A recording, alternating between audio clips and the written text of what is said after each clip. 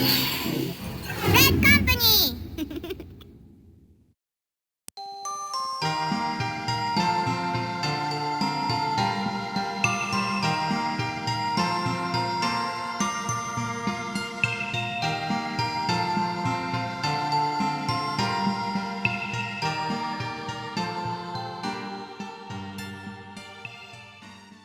If you're a fan of modern RPGs, more particularly those of the Japanese variety, otherwise known as JRPGs, then there's a very good chance that you're familiar with the company Atlus. They're the creators behind the legendary long-running Shin Megami Tensei franchise, now more popular in the West than ever, and the spin-off series that's arguably even more popular, Persona. Yes, in current time, it's not uncommon to throw Atlus in the same conversation as Square Enix when it comes to the biggest JRPG developers in the entire world. But what if I told you that that wasn't always the case? In the 90s, Atlus was a name only known by the most hardcore of JRPG fans. They were a presence for sure, just not in the same way that a company like Squaresoft was. Their titles were always a bit more niche compared to what most of the other mainstream RPGs were doing around that time. Whenever I saw that Atlus logo on the case, at the very least, I knew I was in for a very unique experience. With that said, not a lot of these unique experiences made it out of Japan, unfortunately. A lot of their 90s catalog remains a mystery to us non-Japanese speakers. They didn't really start becoming known in North America until the 2000s with the overwhelming success of Persona 3 and 4. And after that, the rest was history. Until then, however, Atlus as a company, and therefore all of their games, were very obscure. Lucky for you guys though, like all of our other videos in our In the 90s series, this video is going to take a look back at every single RPG that Atlus released in the 90s. And yes, only RPGs this time, just like our Squaresoft video. I know in our Enix video we covered every one of their games from the 90s, RPG or not, but Atlus released a lot of shmups and platformers back then that I don't think a lot of our audience would really care about. I'm sorry all you super widget fans out there, homie will have to get his time in the spotlight another day. Also, quick shout out to the Snowboarding Kids games too. And thanks Atlus for giving me a fun snowboarding Mario Kart knockoff featuring shonen anime characters that I didn't know I needed. Anyway, RPGs though. Atlus has released a lot of them over the years, and it all started in the 90s. Well, technically they did start in the 80s, but we're gonna include those games here anyways. They only had like a few of them, so it wouldn't really make sense to do a separate video about them. Plus, it just wouldn't feel right to do a video like this without including the origins of the Shin Megami Tensei franchise. So, buckle up my friends and grab some snacks as we have a long journey ahead of us. Good to go? Alright, let's start.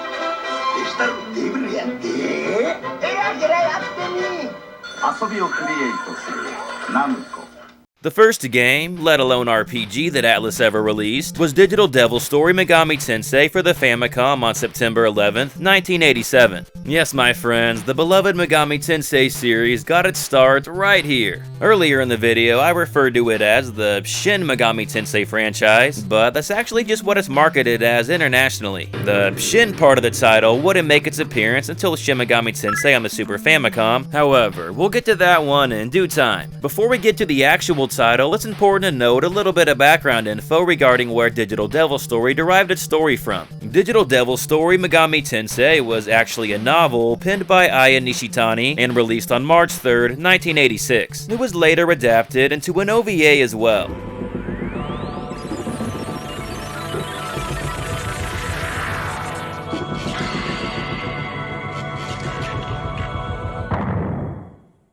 Digital Devil Story follows the reincarnations of the god Izanagi and the goddess Izanami as high school students, respectively known as Nakajima and Yumiko, as they get caught up in a battle with Lucifer's demons. It involves a demon summoning program on a computer and Nakajima accidentally summoning the demon Loki, and yeah. It's a pretty batshit crazy story and quite dark overall. While its anime adaptation may have only had one iteration, its video game adaptation did not. Instead, two different developers were to develop two different games based on the novel. The first version was a top-down dungeon crawler developed by Telenet Japan and was released for the MSX in July 1987. That version was obviously not developed by Atlus though, and therefore not in the scope of this video. And trust me, you're not missing much. The Atlus version was way more popular and way better received for good reason. It came out a few months later for the Famicom and changed up the gameplay entirely. This iteration is like a first-person dungeon crawler instead and plays out a lot like the earlier Wizardry games. Battles are turn-based, there's shops, you can choose what stats to improve upon leveling up, and basically anything else that you would find in a Wizardry game you can find in here. There's one absolutely huge aspect that sets it apart though. Well, kinda two, I guess. And those are the Demon Negotiation System and the Demon Fusion System. Yes, perhaps the two biggest components the Megami Tensei franchise is known for started with this very first game. This allows you to negotiate with the demons who just fought after battle and potentially recruit them to your team. Usually you have to answer a question right and bribe them with either money, items, or stuff like that. These demons would fight alongside Nakajima and Yumiko and played vital parts in progressing through the game. This was monumental to say the least and was the first game ever to incorporate a monster capturing mechanic, even before Pokemon and Dragon Quest V. Truly impressive stuff. Hats off to Atlus for sure. In addition to this, there was also the Demon Fusion System. This allowed you to fuse the demons that you recruited after battle into even stronger ones, another series staple mechanic in the Megami Tensei franchise. Overall, Digital Devil Story Megami Tensei was truly ahead of its time. Speaking of time though, it also was a product of it in some aspects as well. The game is extremely grindy, especially later on, and straight up unfair at times. Like seriously, you will be grinding for hours if you try to tackle this beast. That, and direction is pretty obtuse with progression being locked behind items that you don't know you need to get. And yeah, it's certainly a game released in 1987, alright. Still though, the base mechanics and foundation were planted here to achieve greatness later on. I will also say, as rough around the edges as the game can be, it straight up oozes atmosphere and is probably the game's best part. The Megami Tensei series is very much known for its immersive, mysterious atmosphere, and this first game is no different. Lastly, Digital Devil Story Megami Tensei was never officially released in English, however, there is a fan translation online. The second and last RPG that Atlus would release in the 80s was Dungeon Explorer for the TurboGrafx 16 on March 4th, 1989 in Japan, and November 15th, 1989 in North America. Yes, this is one of the rare RPGs that Atlus actually released in English back then. It's a top-down dungeon crawler that plays out pretty similarly to the Gauntlet series, just with more RPG elements. Combat is very basic, however there are different classes you can be, on top of even unlockable ones at that. The best part about this game though, and what maybe makes it worth replaying these days, is that it has multiplayer supporting up to 5 players. If you're a fan of old school games and want to kill a couple hours on the weekend with some friends, there's certainly worse you could do. Dungeon Explorer received fairly good reviews when it came out, and was sorta seen as one of the pioneers in the action RPG landscape. Alright, with the 80s out of the way, the meat of the video can finally start. The first game that Atlus released in the 90s was Digital Devil Story Megami Tensei 2 for the Famicom on July 6, 1990.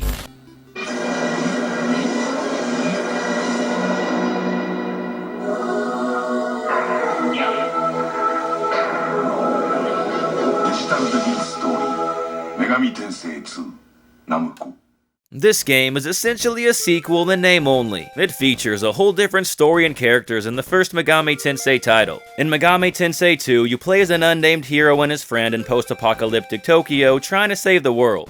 After the two of you beat a video game, you unleash the demon Pazuzu, who tells you that you're both the destined messiahs and saviors of mankind. Most of humanity was wiped off in a nuclear war a while back, leaving the remaining survivors to take shelter in underground bunkers. This also opened a portal to the demon world, and I'm sure you can assume that that didn't bode well. Overall, the story is quite a bit more interesting than the first game, I think, and sort of set the mold for future Megami Tensei stories. It featured dark and mature themes, religious undertones, black and white morality, and much more. The heavy religious themes are definitely the main reason why these never got released in the West back then. There does exist a fan translation, however. With all that said, not only is the story better, but as a complete gaming experience, Digital Devil Story 2 is stronger in just about every way. The demon systems are fleshed out a bit more, you can use items in battles now, the graphics and sounds are improved, there's multiple endings, hell, there's even overworld exploration and a world map. It's just a much better and more cohesive package through and through. It's still very grindy though, just keep that in mind. The first Megami Tensei title may have laid a lot of the groundwork down, but it was Megami Tensei 2 that really showed how much potential the series had. It would only be a couple years later that some of that potential would begin to take shape.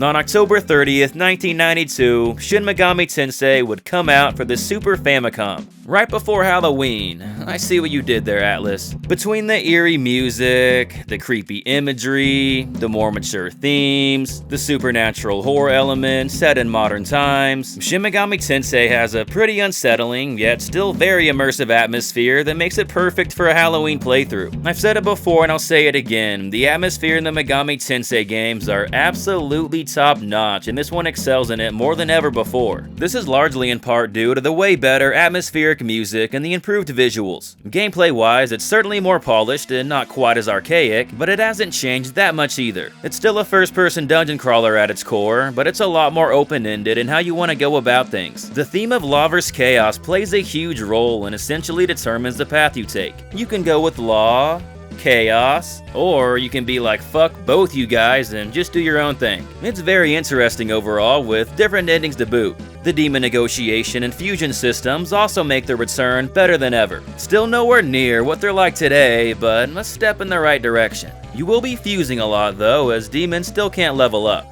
All in all, Shin Megami Tensei is a landmark title. Yeah, sure, it's a little rough around the edges and pretty grindy, but it's still an extremely unique experience with an atmosphere unrivaled in 16-bit games, let alone RPGs. There is a full English translation online, and it's worth checking out. Coming out for the Game Boy on December 25th, 1992, we have Megami Tensei Gaiden Last Bible. So, Last Bible was only published by Atlus, but it was actually developed by Multimedia Intelligence Transfer. I won't talk about this one too much for now, as it did get ported a couple times later on, and one of those did receive an English release. For now, all you need to know is that it's a more toned-down Megami Tensei title that still features demon fusing and recruiting, just set in a more medieval fantasy land as opposed to modern times. In February 1993, Atlus would publish Valis 4 for the Super Nintendo.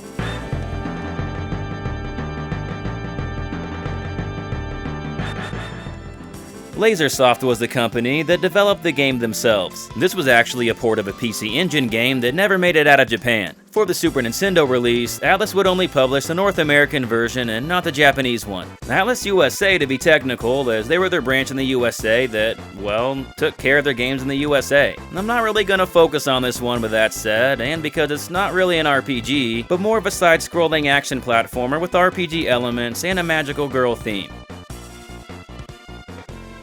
On November 19th, 1993, Megami Tensei Gaiden Last Bible 2 would be released for the Game Boy. This did get ported to the Game Boy Color in 1999, which is the same exact game, just in color, so I'm gonna use footage from that version instead. Also developed by Multimedia Intelligence Transfer, this game takes place in the same universe as the first one, just loosely connected. You don't really need to play the first Last Bible to understand this one. I won't spoil anything, but while the first game had you trying to become a Gaia Master, the second game definitely does not, and quite the opposite in fact. Overall though, the story seems to be an improvement over the first game. What's without a doubt improved, however, is the gameplay. It's a much more polished experience. Demon negotiations are a lot more fleshed out, demons can equip armor now, the list goes on. While Last Bible 2 never got an official English release, there does exist a fan translation online. To finish off the year on December 25th, Shin Megami Tensei would get ported to the PC Engine. This is just a direct port of the Super Famicom version, I believe. No need to discuss this one further.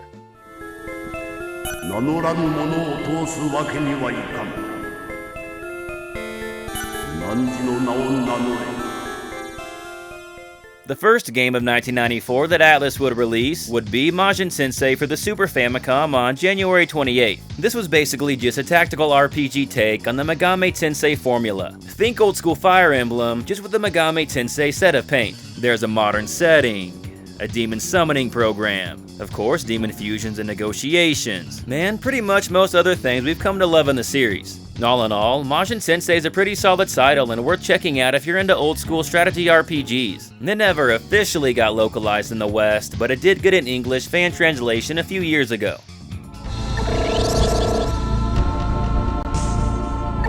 On February 25th of that year, Shin Megami Tensei would get ported to the Sega CD. This version featured improved visuals and a lot of new demons. Looks pretty cool, but it has not yet been translated to English, unfortunately. On March 4th of that year, Atlus would publish Kabuki Rocks for the Super Famicom.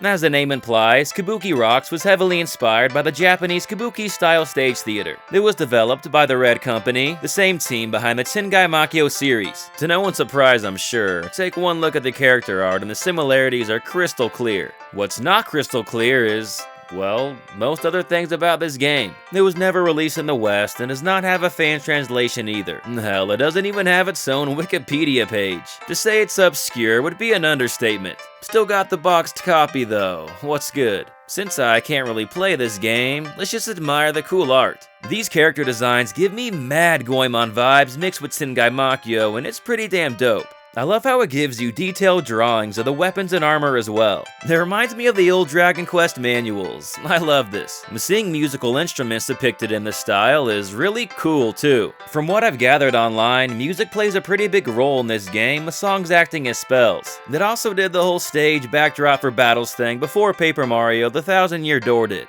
I just thought that was neat. Maybe one of these days someone will get around to translating this so we all can enjoy it. A couple weeks later, on March 18th, Shin Megami Tensei 2 would be released for the Super Famicom. Shin Megami Tensei 2 takes place decades after the first Shin Megami Tensei title, and has you assuming the role of Hawk, a gladiator with amnesia. Yeah, the whole amnesia thing is pretty played out nowadays, but back then it was a lot more original. Anyway, Hawk is trying to win a gladiator tournament to gain citizenship to the Center. The Center is the religious, well, center of the Tokyo Millennium, built on top of the ruins of the previous Tokyo that was destroyed. Of course, this is the Shin Megami Tensei title, so naturally you can expect gods and demons and themes of law versus chaos and the usual shtick. It's a very interesting premise for sure. Whether you enjoy the story more than the first game is completely up to preference. The story may be subjective, but the gameplay improvements hardly are. It's not quite as grindy and is a bit more polished in most aspects. Well, the music may be a little worse in my opinion, but oh well. Gameplay-wise though, the core foundation remains the same. First-person navigation, demon fusions and negotiations, moon phases, and yeah, you get the idea. By the way, I forgot to talk about moon phases with the previous titles. The exact mechanics do vary based on the game, but basically it affects certain variables like demon recruiting, item drop rates, and stuff like that. As an overall package, Shin Megami Tensei 2 is a very good game through and through. Unfortunately, there's never been an official Western release, but as one would expect, it does have a fan translation online. An enhanced port of Megami Tensei Gaiden Last Bible would come out for the Game Gear on April 22nd, 1994. This version features new graphics, different character and enemy sprites, and even additional content including a brand new final boss and an extra ending. This fleshes out the story a lot more and pretty much makes it the definitive version. The English Game Boy Color port years later did not contain these changes, unfortunately. While the Game Gear version never officially left Japan, it has been fan translated to English and is fully playable online.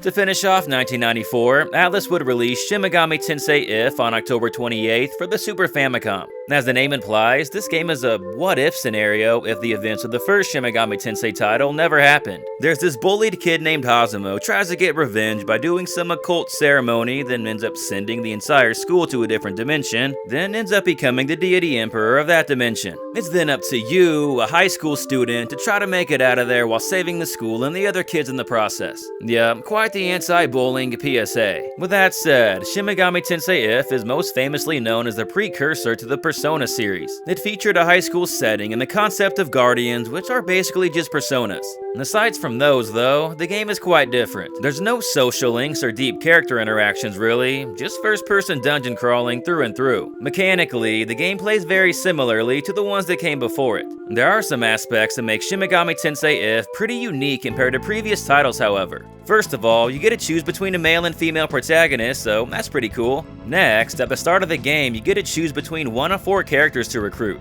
Well, 3 initially. This locks you into a specific path that features different endings, and in one scenario, an extra dungeon even, that further fleshes out the main villain's motives. Not only that, but after beating the game, there's a new Game Plus feature of sorts, yes, even before Chrono Trigger, that lets you recruit a new character that completely changes the game after that. I'm talking brand new dungeons, new bosses, it's basically a different game. So yeah, pretty ambitious stuff. Another unique thing about the game is that in the main scenario, the dungeons are inspired by the 7 deadly sins. It implements into the gameplay in ways like the boss of the Greed dungeon being harder if you collect more treasure beforehand. And I thought this was a really cool concept. The real sin though is the World of Sloth, one of the worst dungeons ever conceived by mankind. It legit takes like 5 hours or more and lives up to the name, I'm not joking. I have no idea what the developers were thinking here.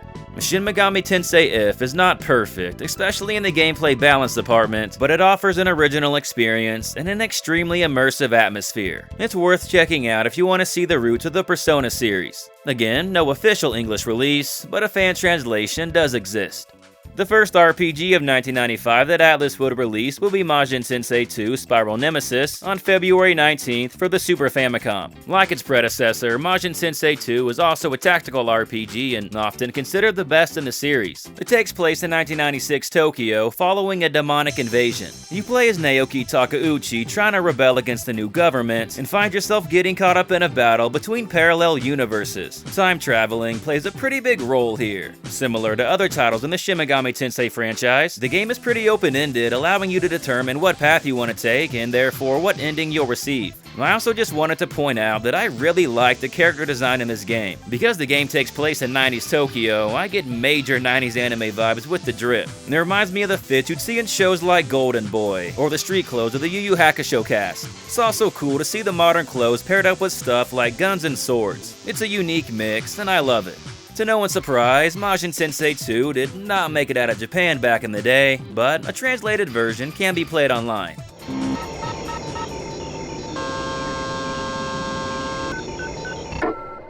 In March 1995, Atlus USA would publish Crusader of Sensi for the Sega Genesis. Atlus only published the North American version as Sega took care of it in Japan, and the company Next Tech developed it themselves. I'm not gonna focus on this one too much with that said. It's pretty much a Zelda clone though, and a damn good one at that. It received great reviews, both upon release and retrospectively. It's also expensive as shit, so if you want to own a full boxed copy, better not be poor. The same month, on March 3rd, Megami Tensei Gaiden Another Bible would come out for the Game Boy. Atlus did not develop this one themselves, as Multimedia Intelligence Transfer did. It's a spin-off of the last Bible series, which is already a spin-off of the Megami Tensei franchise, so yeah, it's a spin-off of a spin-off. It's not connected to the previous games in any ways, but it does have the same, sort of generic, more family-friendly fantasy setting. Combat is not the same though, as this one is more of a tactical RPG like Majin Tensei. It's not nearly as good however, so if you want a tactical RPG with an SMT spin, I would recommend those games over this one. In the year 2022, this game's kind of a hard sell and not much reason to go back and revisit it. If you do want to though, with that said, a fan translation can be found online. The very next day on March 4th, Megami Tensei Gaiden Last Bible 3 would be released for the Super Famicom. In the mainline Last Bible series, this is the last entry and often considered the best. Again, Multimedia Intelligence Transfer developed this one and not Atlus. It takes place in the same universe as the first two Last Bible games, just centuries in the future. In the game you play as Seal, a teenager living a peaceful life until he gets caught up in far grander events than he could ever imagine. Yeah, nothing groundbreaking here, but there are some poignant moments. Where this game really shines, though, is the music and the gameplay. I mean, just listen to this track we've had playing in the background. Absolutely dope as hell. Gameplay-wise, Last Bible 3 was ahead of the franchise in a lot of ways. While Majin Tensei was the first game to have demons rank up, Last Bible 3 was the first game to have demons level up through more traditional means. In addition to this, when fusing demons, you could also pick what skills they would inherit. The mainline SMT series wouldn't even implement this stuff until like a decade later. Because the Last Bible series was more made with kids in mind, it makes me think this was more of a deliberate design choice based around intended difficulty. Last Bible 3 has never officially been released in English, however, you can play a fan translation online. On March 24th, 1995, Last Bible Special would be released for the Game Gear. Yeah, another Last Bible game. Atlus was pumping these babies out back then more than Nick Cannon pumps out actual babies now. Well, I guess it was the company Sims that developed it, but Atlus published it. While all the other Last Bible titles have more of a kiddish fantasy setting, Last Bible Special takes a lot of pages out of Wizardry's book and plays a lot more like an old school Western RPG. There's a lot of expansive, robust class and party creation, and a metric shit ton of first-person dungeon crawling. That's like all this game is, really. You either love it or you hate it. If you do like this stuff, it has been translated to English to play online. We have yet another March release on the 31st with Kyoyaku Megami Tensei for the Super Famicom. And this is just a remake of the first two Digital Devil Story Megami Tensei games. It features new graphics, quality of life changes, and a lot of mechanical improvements. For example, you can now use items, yes, weirdly not available in the original, and you can actually save your game instead of a password system. With that said, there are some atmospheric and music changes which may not be for everyone. Still, a lot of people consider these the definitive versions of the first two games. I sound like a broken record, but again, there was no official English release. A fan translation does exist though. Later that year in September, Atlus USA would publish Virtual Highlight for the Sega Saturn. Just published as it was developed by Technology and Entertainment Software. And thank God, because, man, this game is kind of a blemish in Atlus's library.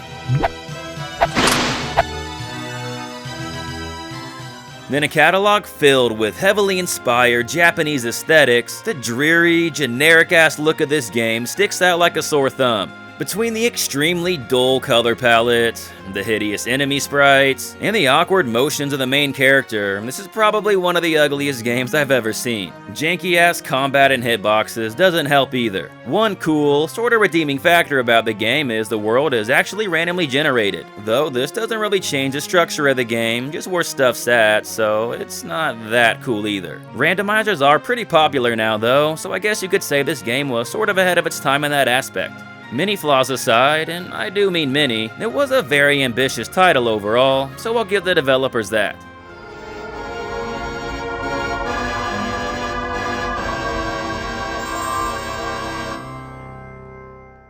That same month, on September 29th, Jack Bros would come out for the Virtual Boy. This is not an RPG and instead is a top-down action game, however it is a spin-off of the Megami Tensei franchise and was the first one to officially be released in the West, so I thought it was worth mentioning. It stars a Jack Frost mascot and some other notable demons from Megami Tensei. It's often considered one of the best games on the Virtual Boy, and one of the most expensive too.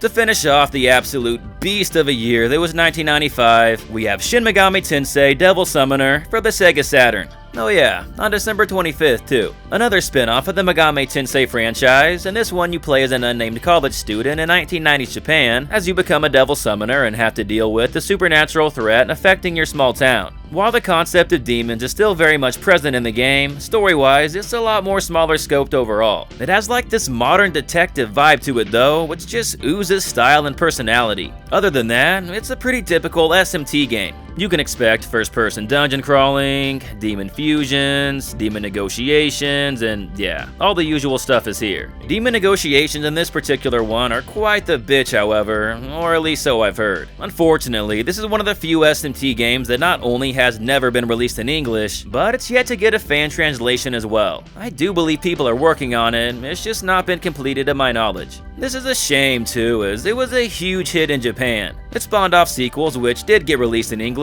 and even a TV show. And maybe one of these days, Atlus will finally bring this one over. Until then, if you want to see a good resource on it, I recommend checking out Marsh's video on the game. It's like the only video about it on YouTube as far as I know. The absolute mad lad played the entire game in Japanese and documented his thoughts. Very interesting, helpful stuff overall, and he makes the game look fucking cool.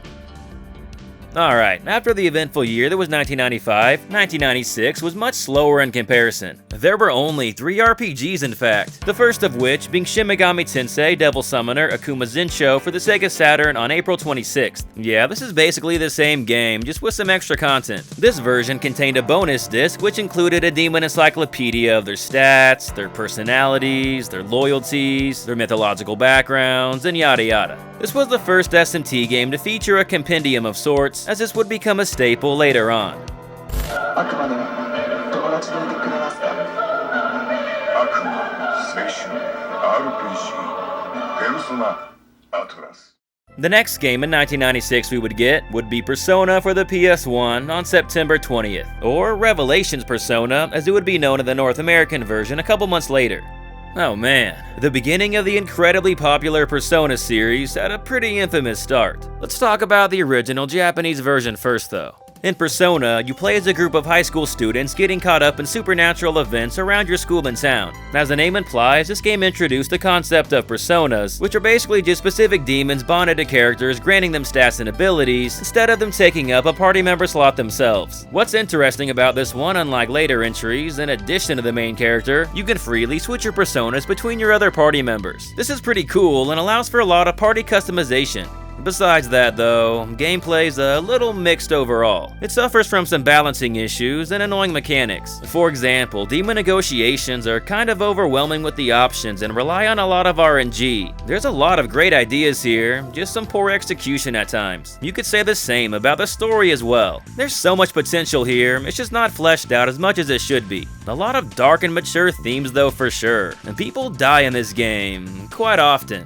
What's really interesting about the story, however, is that it actually splits up into 2 routes, the Seabeck route and the Snow Queen route. These routes are essentially double the content as they feature whole new dungeons and characters. Now, knowing that, get this, the Snow Queen route was actually removed from Revelations Persona North America. A lot of people suspect they were trying to rush a holiday release and didn't have enough time to translate the rest of it. That's not the only thing they changed either. They took out basically all references to Japanese culture and also changed the persona names, the spell names, some of the characters' names, and even some of the characters themselves. They tried to, Americanize some of the characters by lightening up their skin and changing their hair color. And in some cases, like Mark, the exact opposite. Overall though, this first Persona game showed a lot of potential even if it missed the mark in some aspects. There would be a North American PSP port later on that would restore the Snow Queen quest and revert all of the changes from the PS1 version. To finish off the year on December 20th, Atlus would publish Imadoki no Vampire Bloody Bride for the PlayStation. ブラッディ・ブライド今時のヴァンパイア This is mainly a dating simulation with some RPG elements where you play as a maturing vampire going to Earth trying to find a suitable partner to, well, you know, drain their blood, I guess. Yeah, what you see with this one is pretty much what you get. There's a lot of text naturally, but it's not just a visual novel, as there are some stats to raise and monsters to fight. And pretty unique for sure. Anyway, this is probably the type of game where you instantly know if you're gonna like it or not. As is not hard to guess, this one never officially got released outside of Japan, but there is a full English patch online. The first RPG that Atlus would release in 1997 would be... God, bear with me here, Shin Megami Tensei Tokyo Mokushidoku for the PC Engine on April 4th. This is another one of the few Megaten titles which is yet to receive an official or a fan translation. Honestly, it wouldn't be a huge stretch to call this the most obscure Megami Tensei game that Atlus developed themselves. In this game, you play as Ayatsu Katsuragi, an orphan from a shelter in post-apocalyptic Tokyo trying to become a devil buster and fend off the demons. Plot-wise, it has ties to both the original Shin Megami Tensei and the manga Shin Megami Tensei Tokyo Revelation. With that said, the story is also known for being... well, for lack of better words, very graphic. Probably the most mature Megami Tensei game, and you know that's saying a lot, at least in the imagery department. We're not gonna show anything as I don't want the video to get flagged, but there are some scenes that are pretty infamous for a reason, so if you're that curious, you can look them up. Just beware, it is not suitable for children, and it's very gory and sexual. Alright, story aside, the gameplay did some interesting things. Combat moved in more of like an ATB fashion, similar to the Final Fantasy series, and not only could demons level up, they could equip weapons and armor as well. Overall, this Megaten titles, that's name I'm not going to try to repeat again, looks like a very interesting experience for sure. It's probably only a matter of time before someone eventually translates this to English.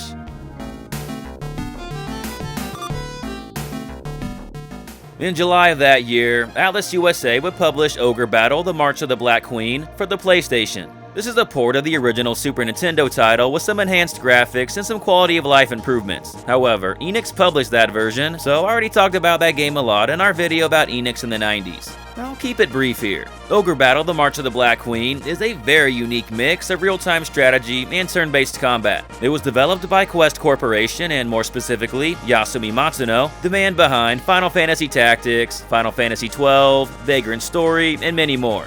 March of the Black Queen is an excellent title and definitely worth playing. Fight it out.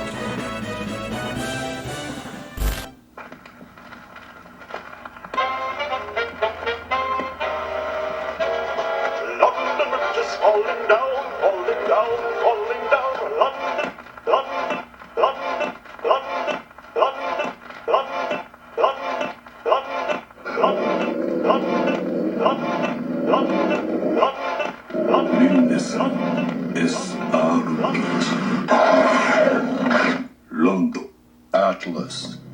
A few months later, on October 30th, Atlus would publish Rond for the Sega Saturn. Or maybe it's called Rondi. I don't know, I'm not really sure how to pronounce it.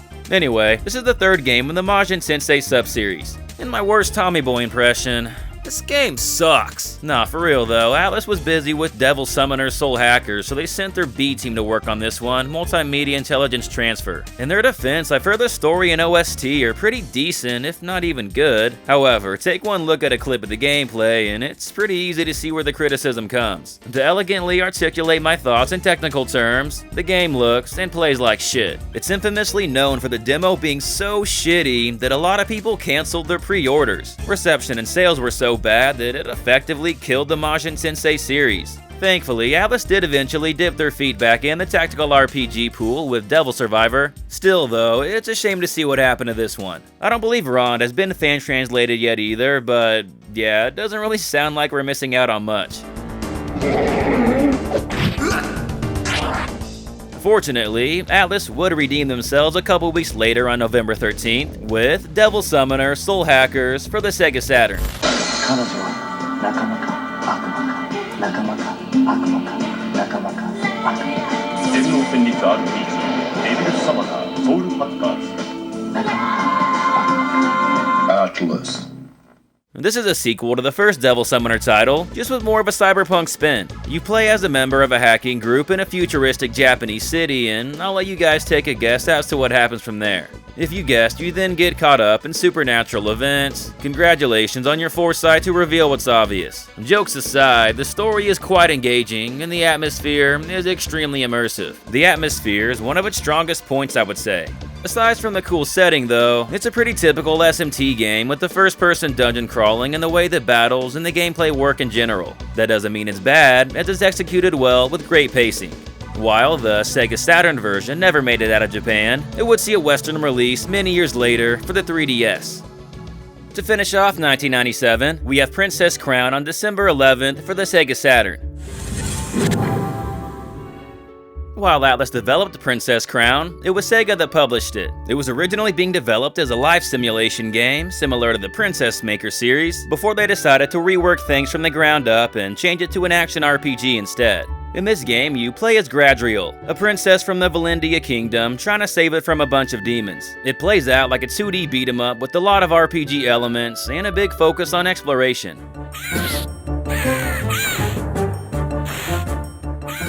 It's a very fun time. Combine it with gorgeous graphical presentation and awesome music, and you absolutely have a hidden gem in Princess Crown. Unfortunately, the game did not sell very well despite it having great reception. So yeah, knowing that, it's not hard to assume that this one did not make it out of Japan, and has yet to be fan-translated either. Alas though, it did live on spiritually in the West through other means. The director, George Kamatsani, would go on to create the company Vanillaware, which would release similar games in the West, such as Odin Sphere, Dragon's Crown, and many more. These titles play very similarly, and are basically spiritual successors. They also developed the game 13 Sentinels, which I've heard so many amazing things about, including countless comments on our videos recommending it. I really gotta check that one out one of these days.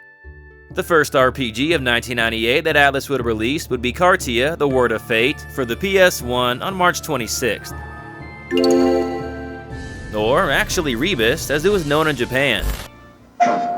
ねえ遊ぼうよ。いいじゃんいいじゃん。うっするなよ。レブス。カードが切り札の新感覚 RPG レブス。レブス。Atlus. It wouldn't adapt the Cartia title until the North American version later that year on August 17th. Another fun fact about the North American version is that it was initially released as a Blockbuster exclusive. It would get a full release later on though.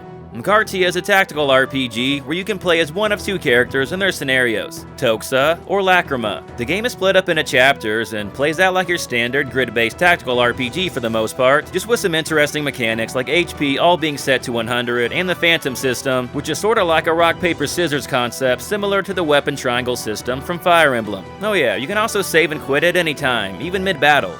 That's pretty cool. With that said, perhaps the aspect the game is best known for is the character and art design by legendary artist Yoshitaka Amano. He did all the art for the earlier Final Fantasy games, however, unlike those titles, his character design is directly used in Cartia. The in-game portraits show this very well. Overall, I wouldn't say that Cartia is one of the best tactical RPGs ever, but it's a very solid, competent title and one of the most obscure RPGs on the PS1.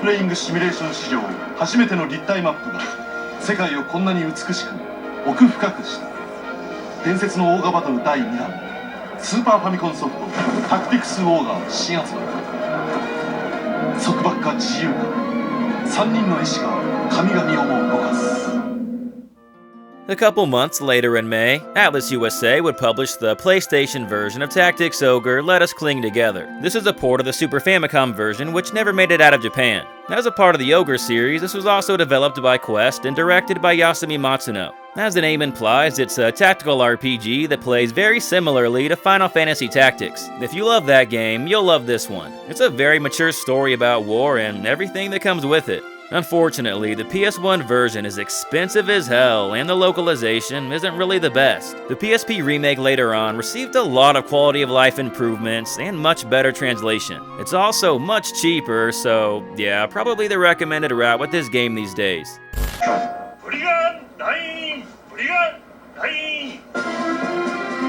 界の全てが生きているライブワールドシミュレーションブリガンダイン On October 31st of that year, Atlus USA would publish Brigandine: The Legend of Fortuna for the PS1. Not sure if I pronounced that right, but it's all good. Hardy Robin was the developer behind the game and seems to be a very small company. They only made a few games, with this being their only RPG. Well, it's more of a strategy game with turn-based and tactical RPG elements. You choose and play as one of 6 nations trying to take over the continent of Forsena by conquering the other nations. Gameplay has a lot of depth overall, and between the variety of nations to choose from, the game has tons of replayability. It's often considered a cult classic and has a small, yet very passionate fan base online. Fun fact, the 3D battle animations were not on the original Japanese version and were only added to the Western release. I guess they thought us Americans needed a little more visual flair than just the sprites alone.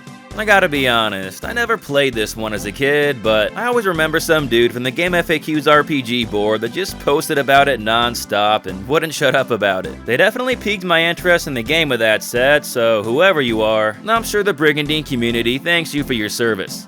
Brigandine would release a Grand Edition later on that featured some additional content, however, that version did not leave Japan, nor did Atlus publish it.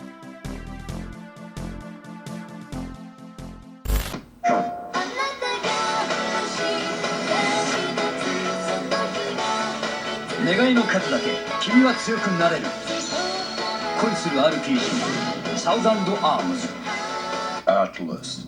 Alright, to finish off 1998, on December 17th, Atlus and Red Entertainment, formerly known as the Red Company, would team up for Thousand Arms on the PS1. Fuck yeah, the game I've been looking forward to talking about the most in the entire video. Don't get me wrong, I love the Megaton games from the 90s, but Thousand Arms? Man, those that know. Whenever I see that Atlus logo pop up and then hear that little Red Company soundbite before transitioning to the title screen with the amazing music, a core memory gets unlocked and I'm just taken back to a place in time. Pictured right here, actually. Look at this naive, fresh-faced youth living in the golden era of RPGs and he doesn't even know it. Man, what a time to be alive. Anyway, Thousand Arms though. In this game, you play as Mice Triumph, a spirit blacksmith with the power to infuse spirits into weapons on a quest to stop the Dark Acolytes from bringing chaos upon the world. Of course, all while dating girls in the process. Yes, Thousand Arms is not only a traditional turn-based RPG, but it's also part dating simulation, the first of its kind in North America, I believe. It's not just a gimmick though, it does actually factor into the gameplay. You have to successfully date women, and the key word is successfully, in order to raise their affection levels, which lets you upgrade your weapons and gain new spells. To sum it up, the stronger your affection, the stronger your weapons and skills can be. I remember thinking this was so cool and mature as a 10-year-old and bragging to other kids at school like, yeah, I got this video game where you can date chicks, it's no big deal.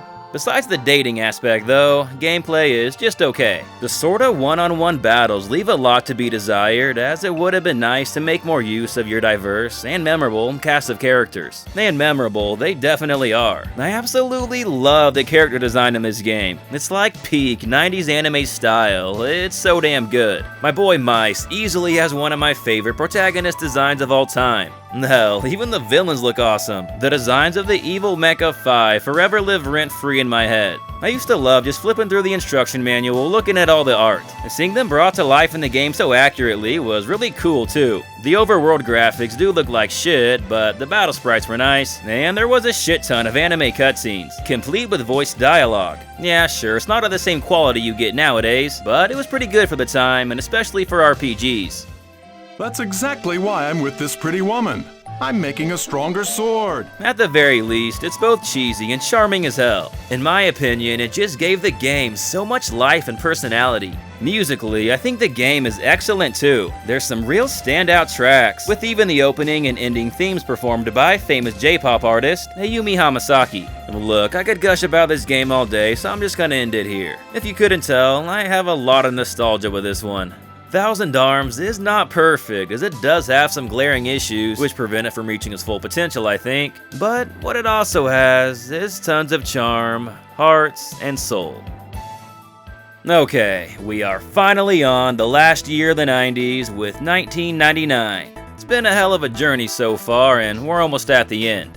The first RPG of 1999 would be Revelations: The Demon Slayer for the Game Boy Color on March 19th. This is the North American version of Megami Tensei Gaiden: Last Bible, just in color this time. Between this and Revelations Persona, I guess they try to make Revelations their Western name, but yeah, it didn't really work out, I guess. Later on, they decided to fully embrace their Japanese roots, and it was all the better for it. Anyway, what sucks about this version is that it doesn't have any of the extra content from the Game Gear version. Considering Revelations Persona also cut like half its content, they were kinda fucking up and not giving the Revelations surname much help. Thankfully, this wouldn't always be the case though. Other than that, not much to talk about here. You still control L in a magical fantasy land trying to become a Gaia Master and save the world. The next month, on April 8th, Devil Summoner, Soul Hackers would get ported to the PlayStation in Japan. This version does have some additional content over the original Sega Saturn version, but not as much as the 3DS one later on. リジキューブ知ってる？あんたならいい噂。それ噂じゃないよ。噂を操る RPG ペルソナ2コンビニで。 On June 24th, Persona 2 Innocent Sin would be released for the PS1. Only in Japan, that is. But wait, I thought we did get Persona 2 in the West back in the day. We did. However, that was Persona 2 Eternal Punishment. Yes, Persona 2 is actually a duology, and the West only got the second game. Why is this the case? I don't know. With that said, after the success of Persona 3 and 4, the West would get a port to the PSP later on.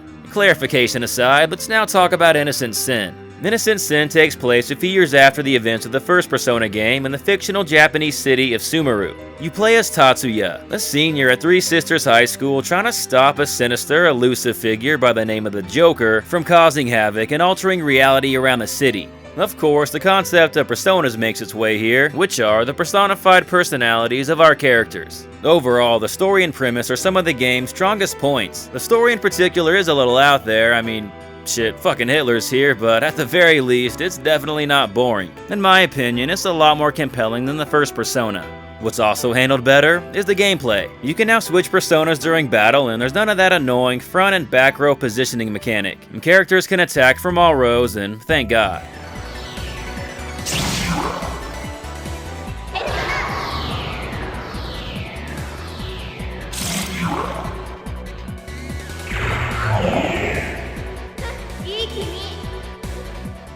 The biggest change of the gameplay, though, is how exploration works. As opposed to first-person dungeon crawling, like in literally every other Megami Tensei title before this, dungeons now take place in third person. Whether this is a good or a bad thing, that's up to you to decide. It's certainly different and did set the mold for future Persona titles. That aside, Persona 2 Innocent Sin is an improvement over the original in just about every other way. The story and cast of characters are often considered one of the best, if not the best, in the entire Persona series. Definitely check this one out if you haven't yet. The next game Atlus would publish on September 10th would be...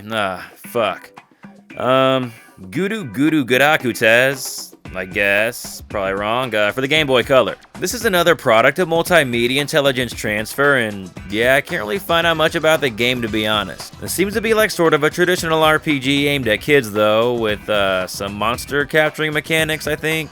Sure, let's go with that. On November 3rd, Atlus USA would publish Tail Concerto for the PlayStation, or Comfy Furry 90s Anime The Game.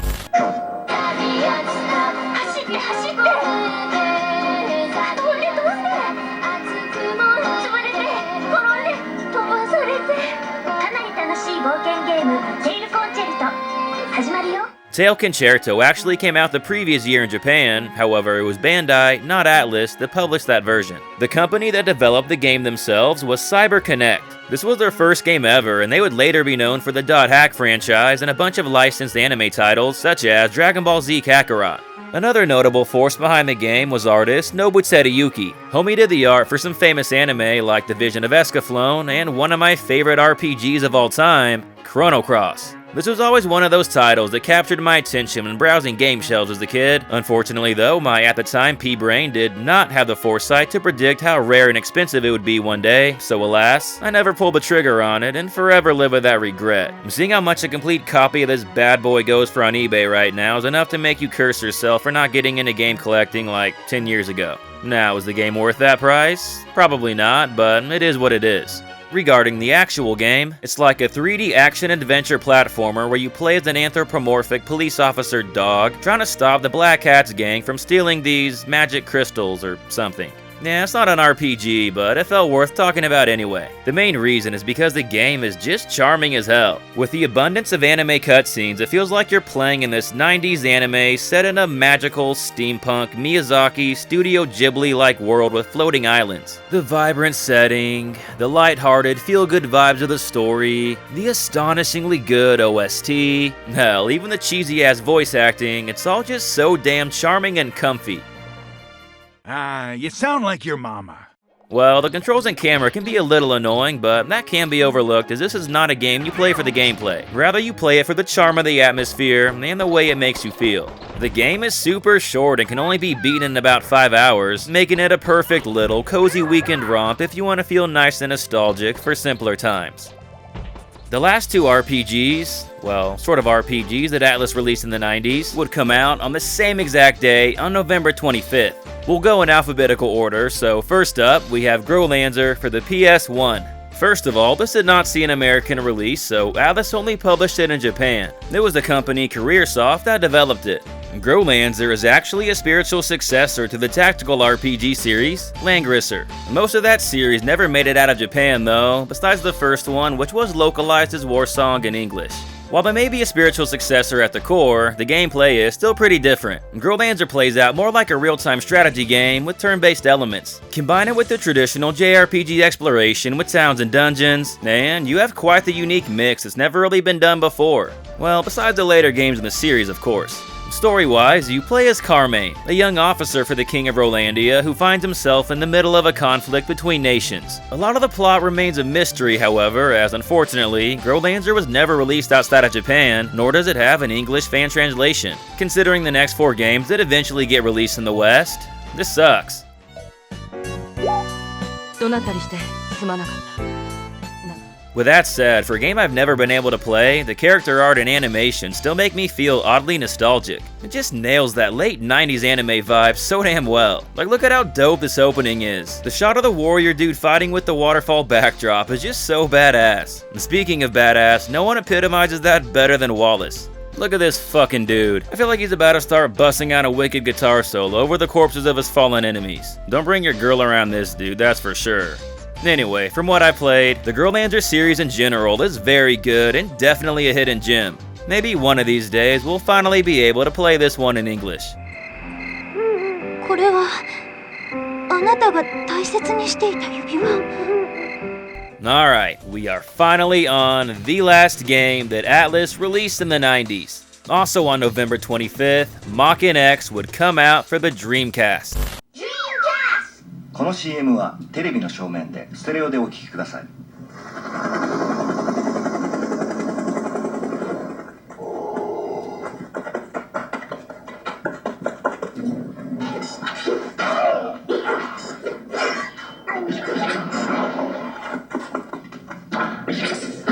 超時空アドベンチャー魔剣 X。すべて人間はその剣のしもべとなる。Atlus。 Right off the bat, this is not an RPG and is actually a first-person sword combat game. However, it's very notable for multiple reasons. First of all, you got Kazuma Kaneko who did the art for this game. And I haven't mentioned his name yet, but he's done the art for every single Megami Tensei game in this video, including the spin-offs like Persona. This obviously makes the game very much look and feel like a Megami Tensei title. Next, the director of the game was Katsura Hoshino. He helped design a few Megami Tensei titles before this, but this was his first time in the directing chair. Why is he important, you ask? No, he's just the guy that went on to direct Shin Megami Tensei 3 Nocturne, Digital Devil Saga, Persona 3, Persona 4, Persona 5. Yeah, you get the idea, this dude kicks ass. Considering Atlus remained very niche in the West until Persona 3 and became an absolute sensation with Persona 5, you could give this man a lot of the credit for Atlus being as successful as it is in the West these days, and really just in the world in general. So yeah, basically Hoshino was our lord and savior, and we must pay respect. Now, tangent aside, with as great as his other games are, how's Mach-In X? Well, it's just okay. The controls are a little stiff, the story is the voice acting is terrible. By the way, prepare to die. And the translation isn't great. Though I guess those latter two are more Sega's fault as they're the one that published it in North America. There's a lot of great ideas here for sure, it probably just could have been polished a little bit better.